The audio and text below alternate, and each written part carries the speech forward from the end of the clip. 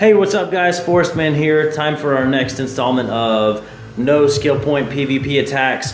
For the next couple of videos, I'm basically just gonna let the replay play. I'm not gonna pause it and talk to you and make it drag on forever. So we'll go ahead and get started on this first. This is gonna be the next couple attacks I'm gonna show you, and I will be doing 2 attacks on this video. Both of them are on empty bases. I'll show you just how quickly and easily you can use this attack to completely 3-star a level 10 command center that's empty without using any skill points at all. So let me fast forward through the little intro here. Now starting off, what I do is with 1 Juggernaut, and I want to test out either the or whichever spot that I'm starting in to this empty, because I don't want to drop a whole lot of Juggernauts right on top of a full bunker and immediately get hit by 2 or 3 shots from a RPG. So after dropping my first one, I can tell, hey, it's empty, I'm good to go. Finish dropping off my first set of 20 Juggernauts, followed by my RD1 to keep those guys going strong. Then to the left of that, I'm gonna drop my 3 heroes and get them started on that SAM turret, because I wanna get that SAM turret taken out as quickly as I possibly can. Now once those guys are going, I'm gonna go ahead and start my second set of 20 Juggernauts on the right side of the screen there near that hangar. I'm pretty much just going to drop them and let them go and assume that that hangar is empty, which it was. And right behind those guys, again, I'll drop my RD1. It's a safe bet dropping it over there because, again, there's no SAM turret anywhere near that corner of the base. Next, I drop my Warbird right in the middle, right in front of that SAM turret. The reason I do that is because the Warbird is taking hits from the SAM turret as well as both of those assault, or of those sentry guns, and my 3 Dragonfires can help take out those weapons and be completely protected. So they're not getting hit by anything right now. They're just going about their little old way there. On the left side of the screen, at this point, I'm going to go ahead and send my heroes to that SAM turret in the very top left corner of your screen. And this is cool because on the left, you can see my RD1s are protecting Harper while he was attacking that SAM turret without being hit by the SAM turret, which is what I talked about a couple videos ago. At this point, I'm going to go ahead and bring in my assaults, my RPGs, and my Goliaths down on the bottom of the screen to have those guys playing cleanup on the rest of the base.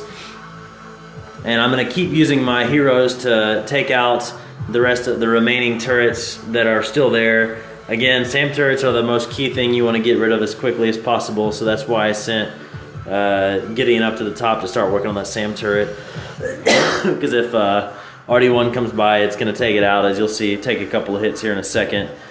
After the SAM turret's gone, my next biggest threat's going to be that howitzer on the right side of the screen, because I've got a whole lot of assault units that are going to be slowly making their way towards that howitzer.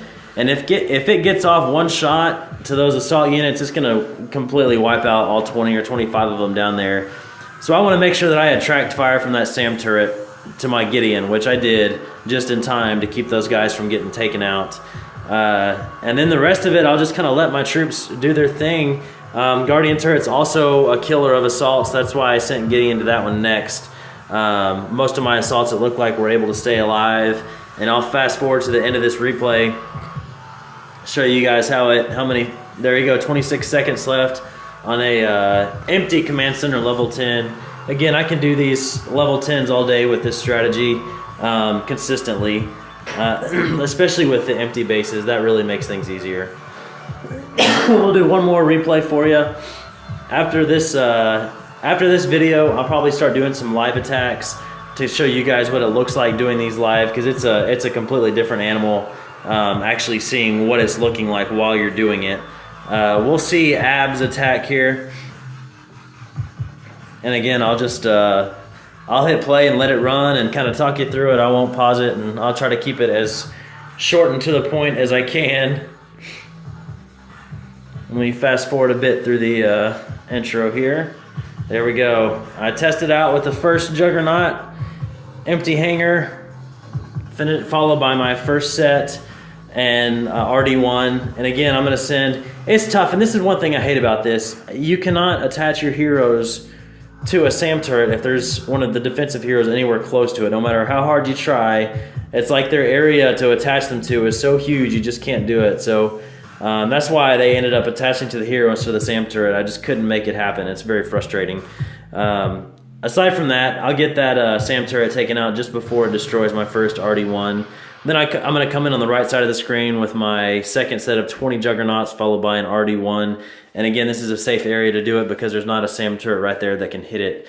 After that, I'll drop my Warbird to deflect fire from that SAM turret there so that my Dragonfires can go in. I was hoping that my Warbird would also take the hits from the Sentry Gun, but it moved too far away, so the Sentry Gun are hitting my Dragonfires instead.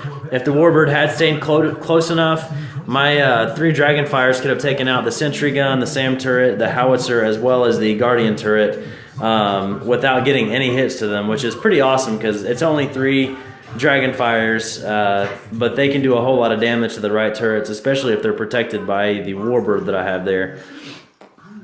I'm going to continue, to attach my heroes to the SAM turrets because I want to get those taken out as soon as possible.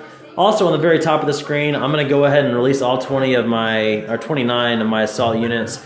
I assumed that those bunkers up there were going to be empty, but as my hero got closer to them, I wanted to go ahead and drop those assault units just to make sure, because I don't want to lose a hero. I mean, I'm fine with losing some assaults, but with this strategy, losing a hero is pretty killer because it can affect your next 5 or 10 attacks if you don't have your long distance heroes like Soap, Gideon, Harper, or Outrider. So it's really, really key to keep those heroes protected and alive while you're doing these attacks. Anyways, so that's going to be it. I'm going to finish off this base with a whole lot of time left. And again, you can do this consistently. It's all about repetition, practice, and muscle memory. I mean, the knowledge is there. I'm sure you guys understand everything that I'm doing. But until you practice it and get the speed down, the speed only comes with practice. And you guys can do it. I'll keep making these videos and show you guys. Work on it. You don't have to spend any more money on skill points or really anything else because you can save up your Solarium for the other stuff. I think I'll call that it for this video. Again, AW Kings is my newest alliance. We're at 20 members now. If you're still interested in joining and are a serious player, hit me up at Line or Kick at ForestMan462. Great group of guys. I have had a blast playing with them the last few days here.